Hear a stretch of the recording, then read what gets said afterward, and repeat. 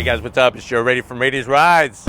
We're back at it, going a little deeper, diving a little further with this vehicle right here. This is it. This is the first ever 2026 Cadillac Optiq-V. But before we just go for the spin and dive in, let's talk about what's going on here. So obviously, with this being a new performance luxury SUV, I wanted to show you the nitty-gritty, the ins and outs of what it's like to live with this particular luxury performance SUV. So let's cut the chit chat, get in behind the wheel, and let's go for a deep dive spin to see what it's like to live with this new Cadillac Optiq-V. All right, guys, we're inside this 2026 first time ever Optiq-V, new addition to the V series family. This is what you're going to see when you come in. There's actually no on button. You're just going to take your foot, apply it to the brake, and then she turns on. So let's, before we just dive into everything right away, let's talk about controls here. So on the left-hand side of the driver's seat, you're going to find a lot of controls. You do have your physical controls for massage that allows you to make those adjustments if you want any massage. You also have your full seat controls on the door panels for both the passenger and the driver. That's going to allow the seats to be a little bit larger, cushion and support wise. You're also going to have your 2 memory seat settings, and you also get heated and ventilated seats, all nicely done with the physical buttons. I really, really like the fact that we have physical buttons in here. There is cloth on top. It's not my favorite. I just wonder how this is going to age. I'd rather there be the black soft touch material. Now below that, you have your pull-up aluminum handle to open up the door. Very, very nice touch. And then you're going to have your switch gear for your 4 windows. You could adjust your mirrors, and you could also fold them in, so power folding mirrors, and you can make your adjustments. And then you have your door locks.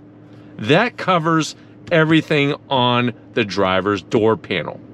You do have physical controls for the AC vents. Really am happy to see that. And then you have that nice V series steering wheel. So you have your leather, Super Cruise, which is that semi-autonomous hands-free driving.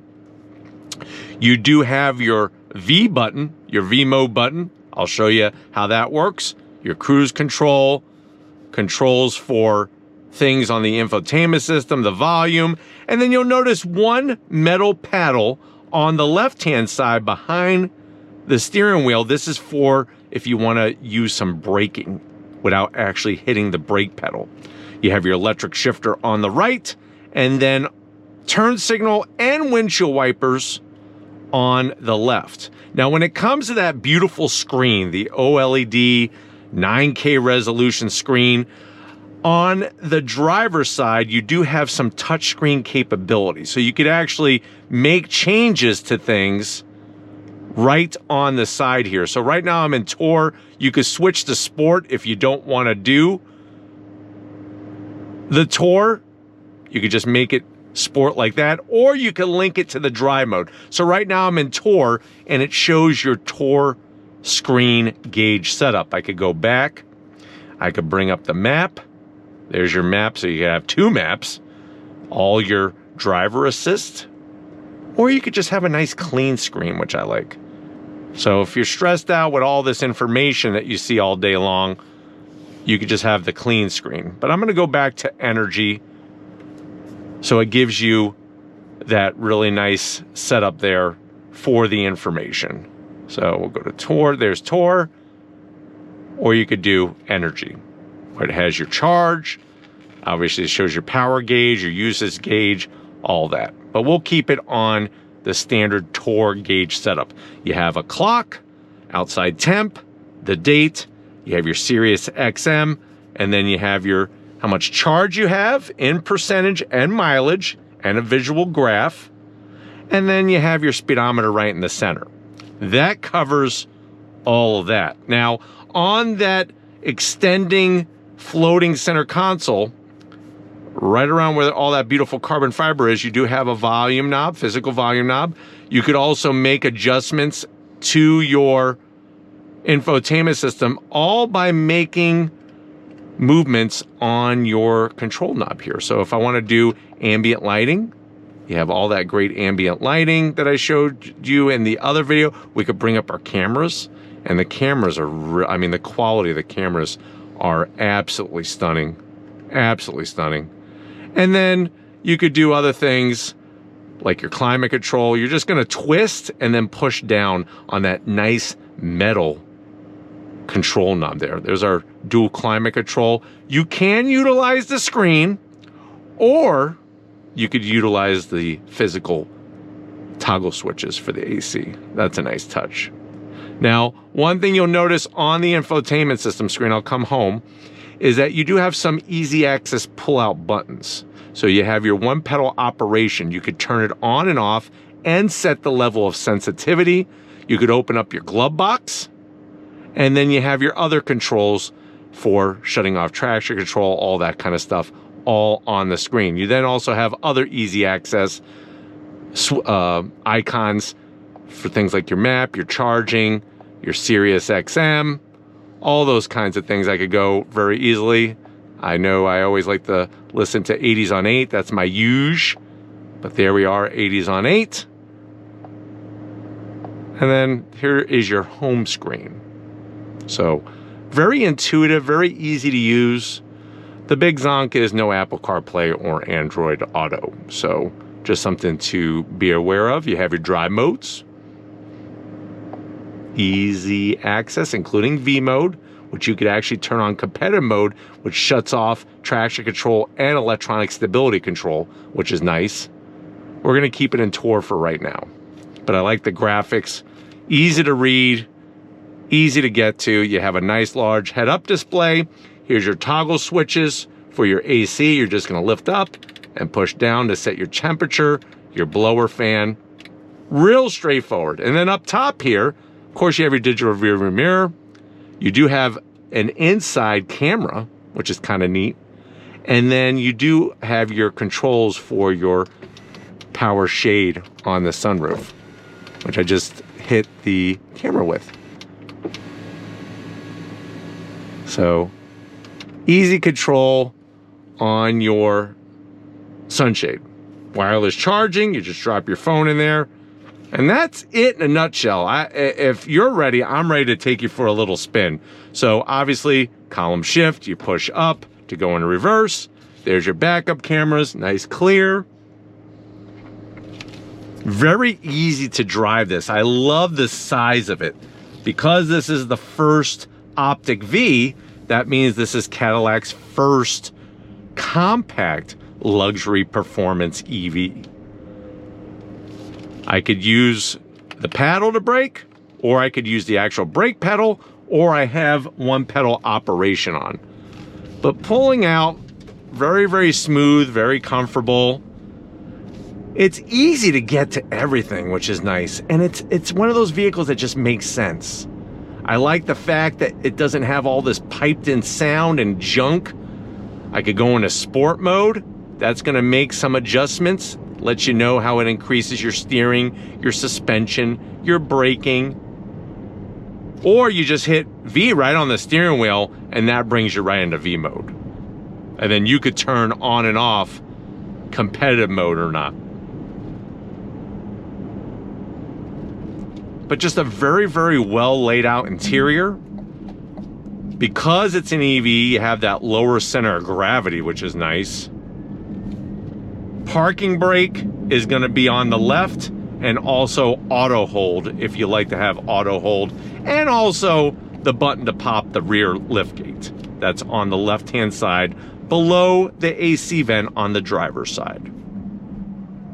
But as you can see, you have your torque in Newton meters, you got your speedometer, your power gauge, Sirius XM, nicely, and you could configure that, like I said, any which way you want. This is just the way that I've been enjoying it. Very easy to navigate through. You ready? On throttle! Because you have over 500 horsepower, 650 pound-feet of torque, you're gonna get out of people's way very, very easily. And you're gonna get them out of your way very, very easily. But I don't have any foot on the brake. I'm doing the one pedal operation.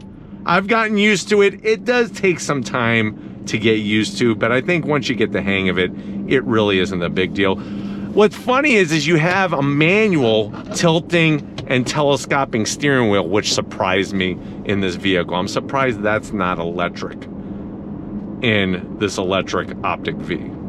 But as you can see, the sound deadening material, the thickness of the glass, the rigidity of the chassis really provides a wonderful experience on the interior. And because the dimensions of this vehicle are really, really great, it's easy to drive in traffic.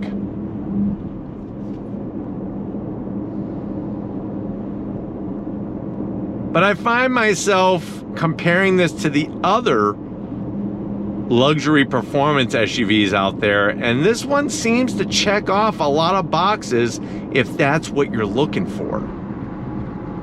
I definitely like it more than the Macan. Definitely more than a BMW, and don't even bring up Tesla. This is, for me, I think, the better choice than a Model Y. This thing has that Cadillac presence, that Cadillac style, and that Cadillac ride quality. The suspension is so nicely tuned. Whether you're in V mode or you want to go back to sport, or if you just want to do tour, you also do have your mode, which you could set it up exactly the way that you prefer it. So that's really nice as well.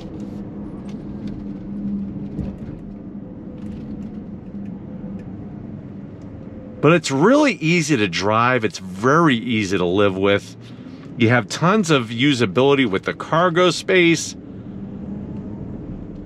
And then, like I said, you have the V badge, and it's not just the badge. You're getting the engineering, you're getting the performance, you're getting the handling, the braking, all those goodies you're getting in this vehicle. Nice digital rear view mirror.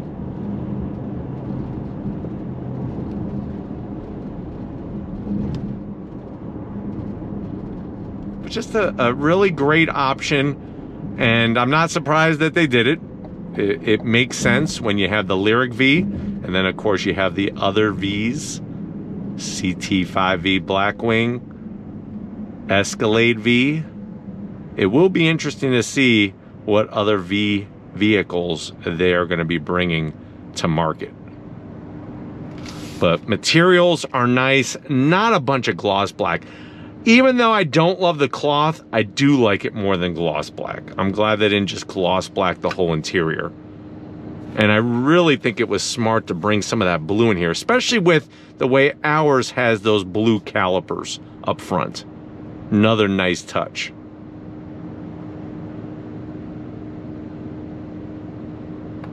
But the fact that you have the head-up display, and then you can bring up whatever information that you want here. So if you want to have your modes up, I could go ahead and bring the map front and center with your charge, how much charge you have on the gauge, mileage and percentage wise, and then everything else very well laid out in here.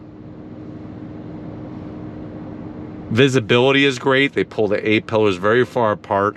I like those little corner windows that they have. You're getting all the safety features, of course, that goes without saying. And that AKG premium sound system allows you to really have that clear audio. I'm gonna go back into V mode. So V, you could touch the infotainment system, or you could just hit the V on the steering wheel. Ready? On throttle, here we go. But like I said, just easy to drive. You want to get out of V mode? There you go. We're out of it. And I'm getting a massage while I'm doing all this. So I'm hoping that this has been good to go further in depth for you with this Optiq V, we're gonna get back to where it all started and wrap this one up. So I'll see you in a split second. All right, guys, always nice to push a little further. You know, you just gotta break through when you're going in these vehicles and you're showing the goods. But we gotta thank everybody at Cadillac for giving us access to this press fleet vehicle. Let me know what you think. Would you be happy living with this Optiq-V day in and day out with all the features, all the tech, and that high voltage acceleration? Let me know down in the comment section. But if you're new to the channel, you're on your way out, hit that subscribe button. I promise you it's worthwhile coming back for more. If you are a subscriber, thank you for being part of the Raised Boys family. Gotta give it to Stephen Flood. He's all about just breaking through all of the barriers. So thank you, Stephen, for all that you're doing. Just like always, guys, I'll see you on the next ride.